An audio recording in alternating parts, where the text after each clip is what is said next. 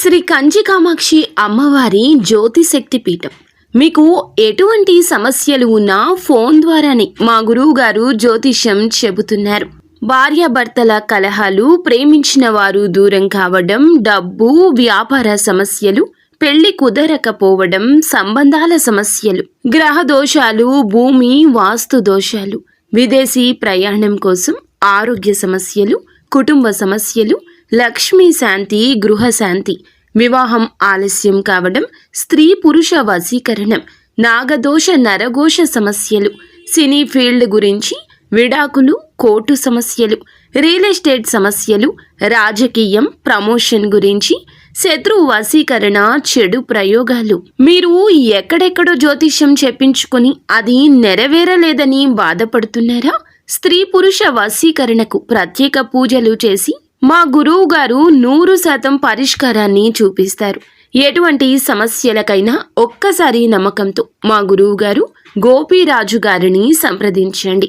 Phone number 9851559967. మీ ఏరియాలోని ఒక అమ్మాయి మీకు ఫోన్ చేయబోతోంది. ఆ అమ్మాయి ఎవరు? ఈ రాశి జాతకులకు ఎందుకు ఆ అమ్మాయి ఫోన్ చేయబోతుంది? ఈ రోజు కలిగే శుభ అశుభాలు ఏమిటో ఈ వీడియోలో తెలుసుకుందాము. అంతకంటే ముందు ఫ్రెండ్స్, వీడియోని పూర్తిగా చూడండి. అప్పుడే మేము ఏం చెప్పబోతున్నామో మీకు అర్థమవుతుంది. వీడియో నచ్చితే తప్పకుండా ఒక చిన్న లైక్ చేయండి. మీ లైక్ మాకెంతో సపోర్ట్ అండ్ ఎంకరేజ్మెంట్ గా ఉంటుంది. ఇక ఆలస్యం అనేది ఏమాత్రం లేకుండా వీడియోలోకి వచ్చేద్దాము.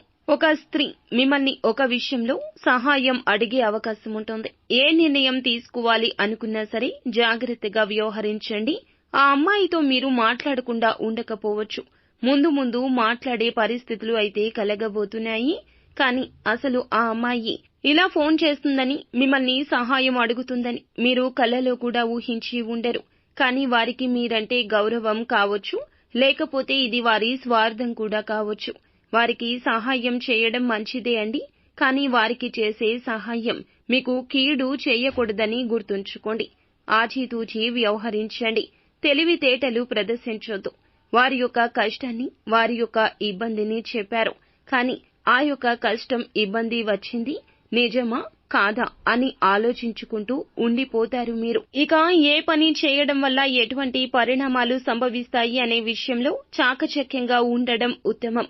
సహాయం చేసే విషయంలో కొన్ని అవాంతరాలు కూడా ఎదురు కావచ్చు, జాగ్రత్త. సహాయం చేయకపోవడం కాదండి, సహాయం చేయండి. కానీ వారికి చేసే సాయం మీకు కీడు కాకూడదు. ఎటు నుండి ఏ హఠాత్ పరిణామాలు సంభవిస్తాయో అనే విషయంలో నిర్ణయం తీసుకోండి. అలాగే మిగిలిన అంశాలు చూస్తే మిశ్రమంగా ఉన్నాయి. ఇక ఒక అవకాశం ఈ రోజు మీ తలుపు తట్టబోతుంది. చాలాసార్లు ప్రయత్నించిన దక్కని ఈ యొక్క అవకాశం మీ ముందుకు వస్తుంది. విదేశీ యానానికి సంబంధించింది కావచ్చు, ఉద్యోగానికి సంబంధించింది కావచ్చు, వ్యాపారానికి, ఆదాయ మార్గాలకు సంబంధించింది కూడా కావచ్చును. ఉద్యోగానికి సంబంధించింది కావచ్చు, కావలసిన ఆదాయ మార్గాలకు సంబంధించింది కావచ్చు. ఒక వార్తనైతే వినబోతున్నారు. చాలా కాలంగా వీటి కోసం ప్రయత్నాలు చేస్తున్నట్లయితే ఇప్పుడు మీకు మనశ్శాంతి కలుగుతుందనే చెప్పొచ్చు.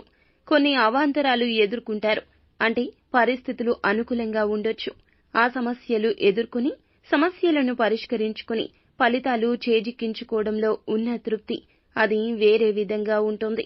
ఇలాంటి అవకాశాలు ఈ రోజు కనిపిస్తున్నాయి.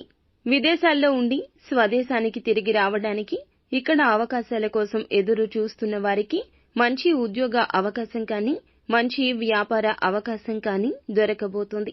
ఈ రోజున ఎవరైతే అనారోగ్య సమస్యలతో బాధపడుతున్నారో వారికి ఒక మంచి అవకాశం అయితే దక్కబోతుందండి. విముక్తి అయితే కలగబోతుంది. చాలా కాలం నుంచి మీకున్న ఈ సమస్యకు ఏ చికిత్స తీసుకోవాలి, ఏ వైద్యుణ్ణి సంప్రదించాలి అనే దాని మీద క్లారిటీ వచ్చేస్తోంది. నూతనంగా ఉద్యోగ అవకాశాల కోసం ఎదురు చూస్తున్న వారికైతే వారి ముందుకు ఒక అవకాశం రాబోతోంది. బంధువులతో చిన్న చిన్న గొడవలైతే ఉన్నాయి. జాగ్రత్తగా ఉండండి. ఆర్థికంగా ఈ రోజున సమస్యలకు పరిష్కార మార్గమైతే ఖచ్చితంగా లభిస్తోంది. బంధువుల్లోని ఒకరి నుంచి ఒక గుడ్ న్యూస్ అయితే వినబోతున్నారు. ఇక వ్యాపారవేత్తలకు మీ యొక్క వ్యాపారం సజావుగా సాగిపోతుంది. కొన్ని కీలక నిర్ణయాలు తీసుకుని నిర్ణయాలు అమలు చేయడం కోసం కుటుంబ సభ్యుల యొక్క సలహాలు అయితే తీసుకుంటారు.